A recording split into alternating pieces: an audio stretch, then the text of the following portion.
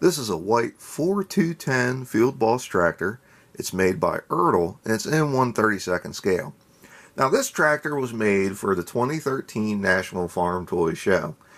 So probably for about the past 10 years or so, they've been taking a classic articulated four-wheel drive tractor and making it the show tractor for the year. And this one's kind of interesting because it really doesn't fit. Now, white was basically a conglomeration of a bunch of different companies. Minneapolis Moline, Cockshut, and Oliver all basically made up the White Corporation. And going into, I'd say, the late 70s, White basically dropped all of the lines and just had everything under White, which was a silver, black, and red paint scheme.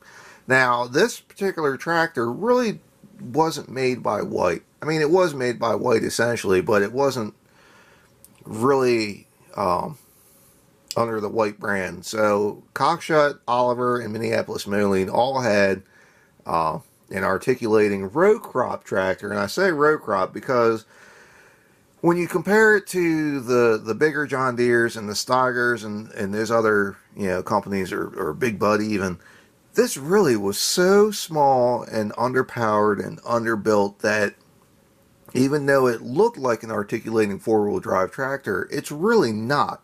The tractor's just not built big enough or heavy enough to do that kind of work. Now, that being said, if you think of it as an articulating row crop tractor, it's fantastic. For what this machine was built to do, it does very, very well. And by today's standards, this is probably the cheapest 210 horsepower tractor, row crop tractor, that you can get. It's good quality, it's simple, and like I said, it's just cheap horsepower. Now, these were powered not by a White motor. White really didn't build any motors. They used a lot of Cummins. Here, they used a Caterpillar 3208. It's a V8 Caterpillar motor. And you can definitely see that under the hood, which is pretty neat. Now, the Caterpillar 3208s, they weren't bad motors. A lot of people have a love-hate relationship with 3208s. Basically, any V8 Caterpillar is going to suck. They're just not great. Caterpillar, you get a straight 6 or like the V12, all of those are just good, strong, phenomenal motors that will run forever. Almost all the Caterpillar V8s they're not junk, but they're basically throwaway motors.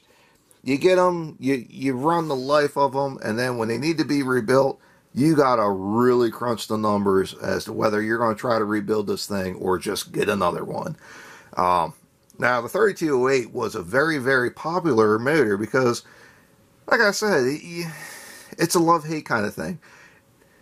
They're reliable. You get decent power. You're not going to set the world on fire, but they're okay. And you can use them in a lot of different applications because of the torque that they put out, the RPMs that they run.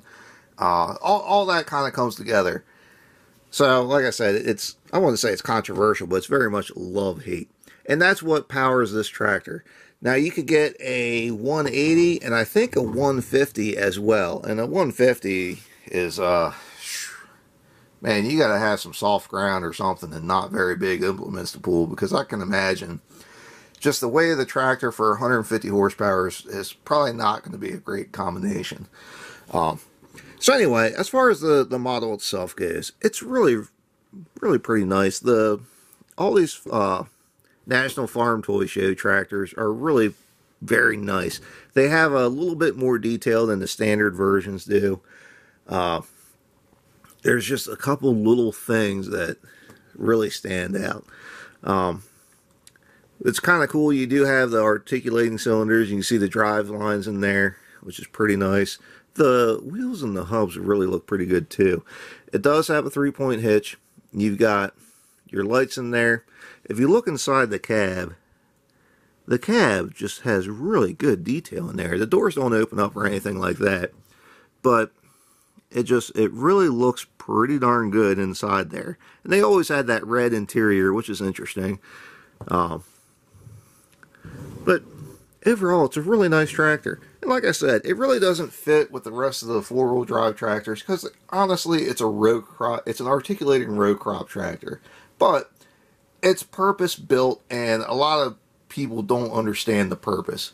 If you do understand what the thing was made to do, then it's a great tractor.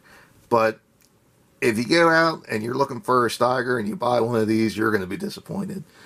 Anyway, that's about all I got for this. If you have any questions or comments, feel free to ask. If you want to see more of what we have, please subscribe to Maryland Construction Diecast. And thanks for watching.